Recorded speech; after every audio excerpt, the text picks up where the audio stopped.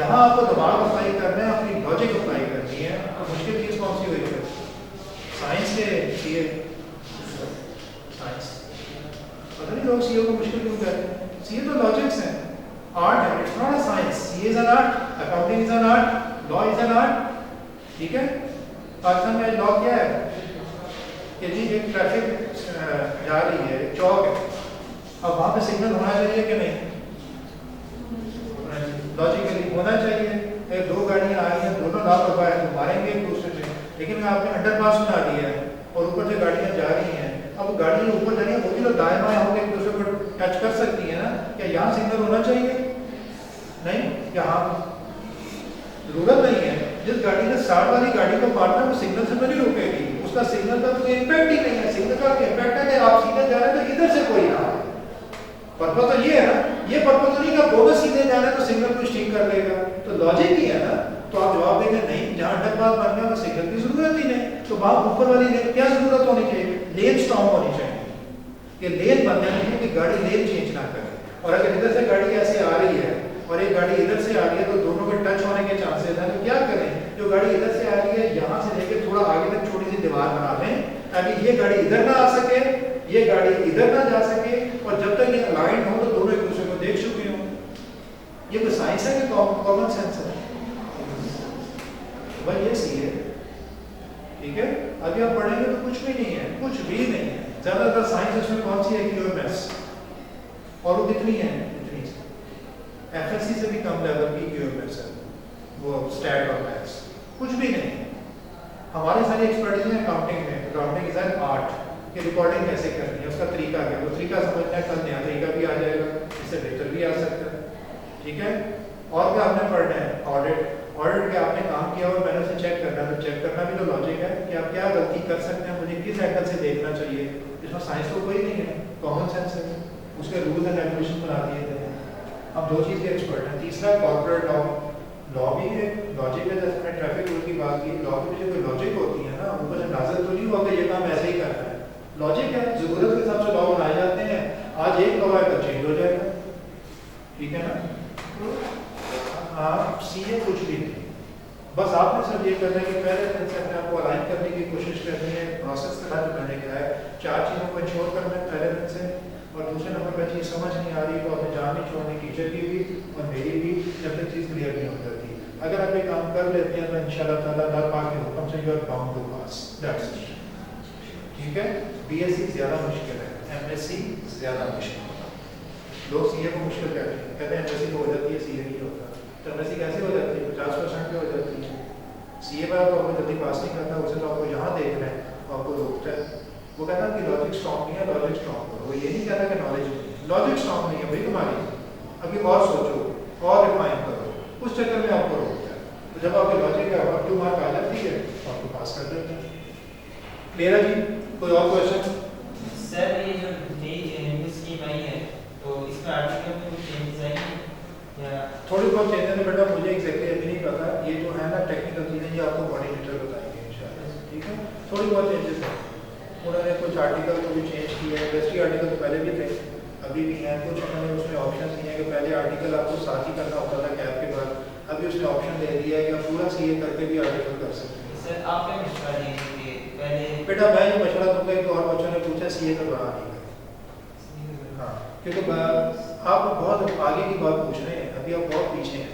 ये सबसे पहली गलती होती है कि जो आपने अभी काम करना ही नहीं है 2-3 साल तक, आप अभी तो सवाल करना शुरू करते हैं। तो कहते हैं ना पंजाबी में टेढ़े पेड़ जाना नहीं, उधर रास्ता क्यों पूछिए, जिस गाँव जाना है उसका रास्ता में क्यों पूछूँ किसी ने, मैं टाइम वेस्ट करूँगा।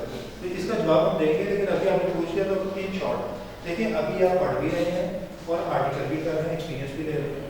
आपको लगता है कि बड़ा मुसीबत होगी, बोझ हो जाएगा, सारा दिन तो मैं आर्टिकल करूँगा, पढ़ूंगा और पेपर कब दूंगा, बड़ा मुश्किल लगता है। आप कहते हैं कि पहले सारे पेपर दे दूँ, फारिग हो जाऊँगा तो आराम से आर्टिकल करूँ।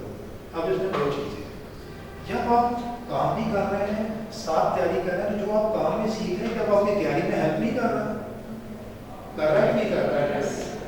और जो आप पढ़ रहे हैं वो वहाँ काम नहीं दे रहा। थ्योरी हमने पढ़ ली, अब उसे अप्लाई यहाँ पे करना, तो ये कैसे अप्लाई होगा? तो आपको पता चलेगा कि थ्योरी में तो कुछ लिखा है, एप्लीकेशन इतनी आसान नहीं है। आपको पता चलेगा कहाँ पे क्या क्या प्रॉब्लम्स आती है, तो यही तो एक्सपीरियंस है। जो लोगों को आपने बताना है। कि कहना बड़ा आसान है कि ये एक जमा बी कर लो, लेकिन जब प्रैक्टिस में जाते हो तो कोई नहीं होता, लोग करने ही नहीं देते। तो फिर लर्निंग ज़्यादा इधर है। आपको दो काम करने पड़ेंगे, लेकिन दोनों काम बिल्कुल सेपरेटेड नहीं है, एक दूसरे को कॉम्प्लीमेंट कर रहे हैं। वो उसे सपोर्ट दे रहा है, वो उसे सपोर्ट दे रहा है। लेकिन अगर आपने एक वक्त में सिर्फ सारे पेपर क्वालिफाई किए, प्रैक्टिकल एक्सपोजर तो है ही नहीं, अब वो चीज़ आप लूज कर गए। इतना थ्योरी ये कहती है कि प्रैक्टिकल भी पॉसिबल है कि नहीं, पता ही नहीं, क्योंकि आपने प्रैक्टिकल किया ही नहीं। ये प्रैक्टिस कब शुरू होगी? जब सब कुछ क्वालिफाई हो चुका होगा। जब क्वालिफाई हो चुका होगा तो आप बहुत एडवांस लेवल पे थ्योरी लेकर बैठे होंगे, लेकिन जो प्रॉब्लम्स आते हैं वो एडवांस लेवल से नहीं शुरू होते, तो बेस से शुरू होते हैं। अब बेस से तो बहुत आगे जा चुके हैं, आपकी असेसमेंट जो है ना बहुत मुश्किल होती है। और दूसरा ये कि जब आपने 7 पेपर क्वालिफाई किए, 7 ही आर्टिकल किया, जब आप निकलेंगे तो दोनों चीज़ें साथ होंगी। तो जिस बंदे ने आपको हायर करना है वो आपको ज़्यादा वेटेज देगा कि नहीं? जिस बंदे को प्रैक्टिस भी आती है, थ्योरी भी आती है। अगर आपने पेपर पूरे क्वालिफाई कर दिए और आर्टिकल में जाते हैं और अब आप क्या कहेंगे, मैंने सी के सारे पेपर दिया हुआ, आपको आर्टिकल चुभेगी। मैं यार 3 साल की और स्टूडेंट हूँ, आर्टिकल करूँ, मुझे तो जॉब करनी चाहिए, आर्टिकल में तो इतने पैसे नहीं मिलेंगे। फिर आपको तंग हो कि यार इससे तो बेहतर था कि मतलब चीज़ें पूरी होती है तो मैं जॉब में तो चला जाता ना। अभी मैंने मिलता 50,000, 60,000, 70,000, तो अगर मैंने साथ साथ दोनों कर लिए होते तो अभी 3 लाख पे होता, तो आपका कैरियर थोड़ा सा आगे चला जाए, ठीक है ना।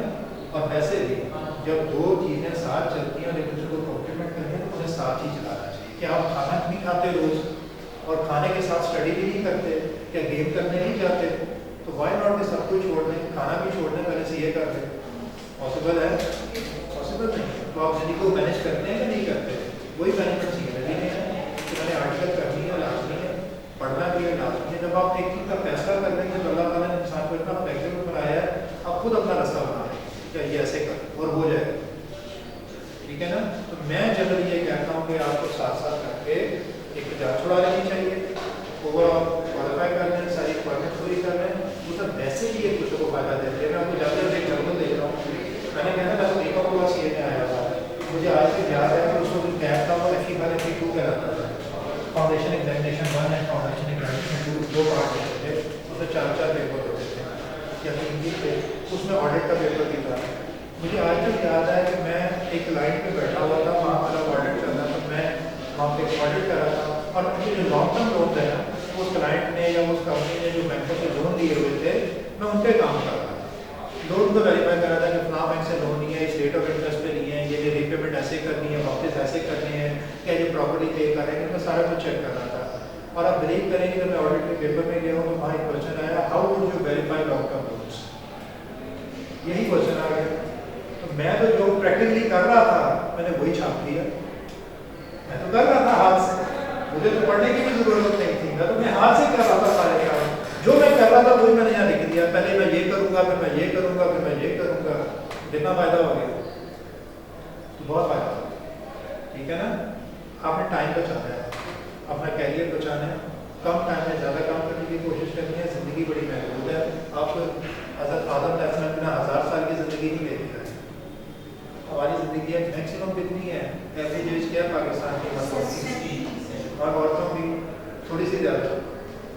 इन 70 सालों में आपने नमाजें भी पढ़नी है, अपनी आखिरत भी बनानी है, दुनिया भी बनानी है, पैसे भी कमाने हैं, फैमिली भी चलानी है।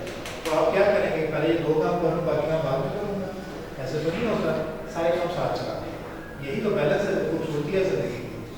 हम बचपन में थे तो हमारे वालिदैन हमें कहते थे यार पढ़ लो पढ़ लो पढ़ लो, सारी उम्र खेलना ही है। उनकी बात में आगे धोखे में आगे पढ़ते ही रहे, और जब पढ़ लिया तो पता चला कि खेलने की उम्र ही गुजर रही है। तो ये नहीं होना चाहिए।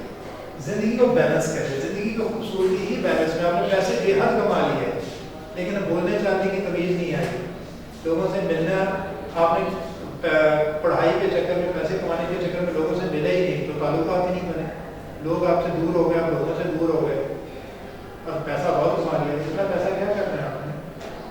70 साल बाद चले ही जाना है, क्या करना है इतना पैसा?